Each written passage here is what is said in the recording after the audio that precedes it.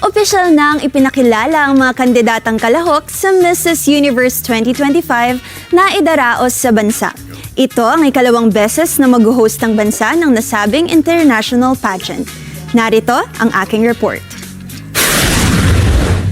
Nasa bansa na ang mahigit 103 mga delegado at kandidata ng kasalukuyang ika-48 na edisyon ng Mrs. Universe sa industriya.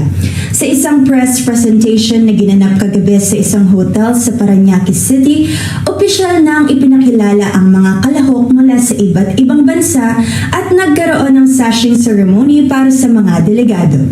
Ayon kay Ms. Charo Calalo, ang National Director ng nasabing pageant para sa mga ginang, ito ang ikalawang beses na mag-host ang bansa ng nasabing international pageant. Sabi ko, mas hands-on ako ngayon sa event na ito. Talagang I see na lahat, okay, na 130 delegates na nandito, aside sa kanila yung mga family and friends sila is also here dito sa Philippines. Samantala, sa isang panayam, nagpapasalamat ang dating dancer at singer na si Ms. Jenny Mercado Ortega dahil nababalikan na niya ngayon ang kanyang totoong passion simula pa nung una.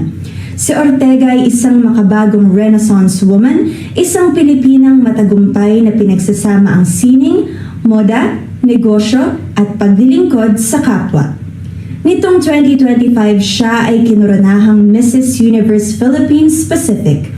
I'll just make use of this event to brand myself as an advocate and as an artist. This is what I want to show everybody. We can have this chance to be somebody na magbigay ng inspirasyon. Bilang ilustrador ng librong pambata na Ang Kapayapaang Hangad Ko na isinulat ng author na si Adonis Basa, nagsagawa si Ortega ng art workshop para sa mga batang may kapansanan kung saan ginamit mismo ang kanilang mga likhang sining bilang bahagi ng ilustrasyon sa aklat. Kailangan nating turuan ang mga bata how to respect each other.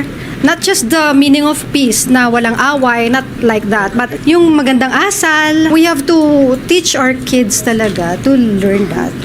So, para madalan na lang ang pagtanda.